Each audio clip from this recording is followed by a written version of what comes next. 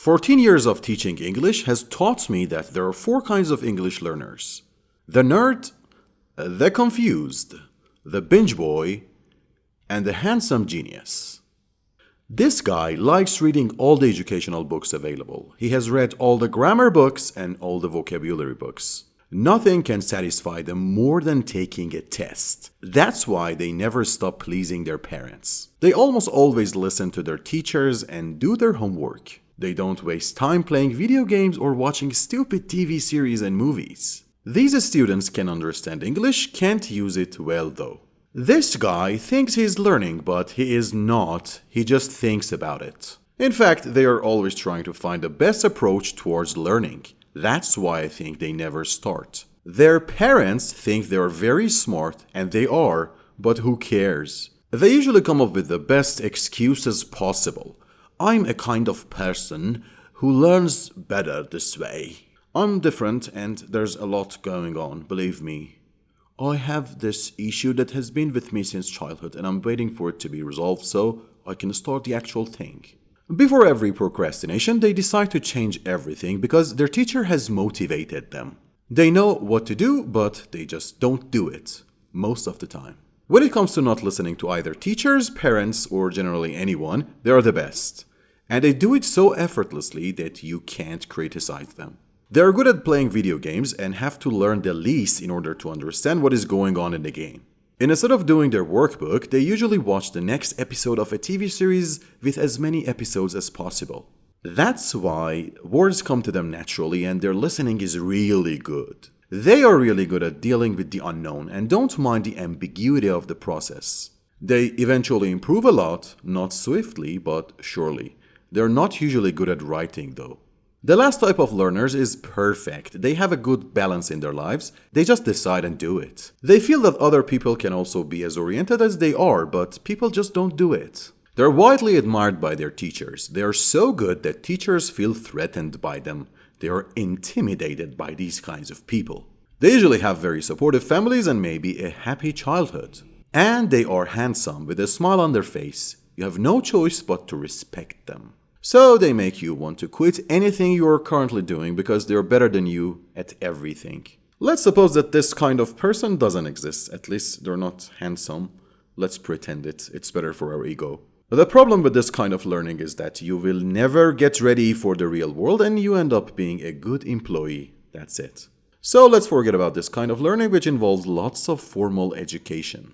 This stage usually happens when you realize that being a nerd doesn't work for you in real world, if you are lucky enough to realize it. This is also the most common, which surely is a waste of time, but happens most often.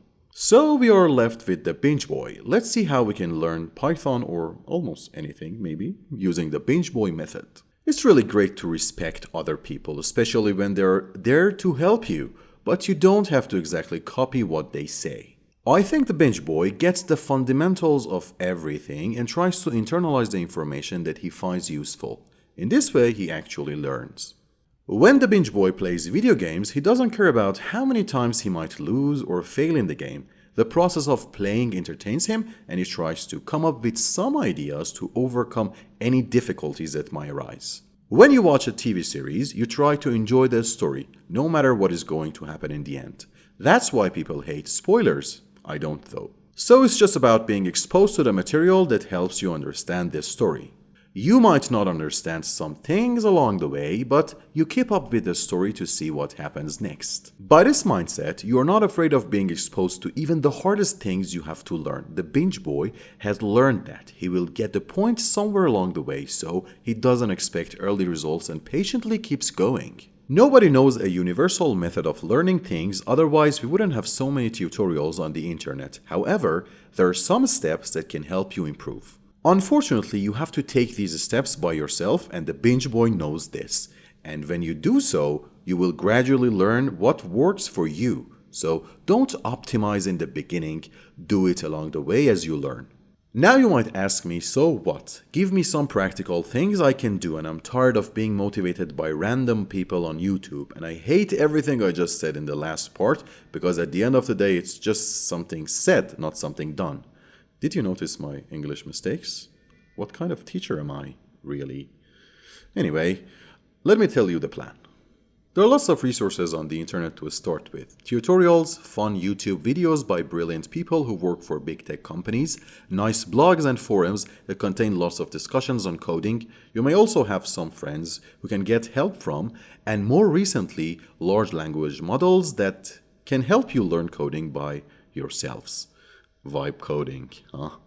The confused guy would be mind-boggled figuring out what would be the best resource to start with. But I guess the binge boy would start experimenting with, ChatGPT. I'm going to do the same thing on this playlist, and this is how it works. We start by asking ChatGPT to generate a code or use another resource like GitHub to find a code, and then we test the code to see if it works. Then we start reading the code line by line in each video and think about how it is working. We might also ask some questions and check the needed documentations for a better understanding. Then we try to write the code again without looking at the code itself, and I think it's going to be very fun for you because I'm gonna share what mistakes I make, and let me tell you something, I make lots of mistakes, and usually silly ones. These guys are also going to be a part of our journey to help me show you the struggles I go through along the way. Sometimes we just study, sometimes we don't understand, sometimes it just gets fun.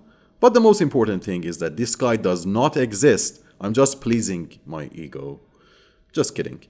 There are some people who seem perfect. Good for them. I'm not one. But I have my own superpower. I'm very patient. And I think if you want to learn something, you need to be too. I don't use Instagram. Not very fancy, but feels good. See you in the next video.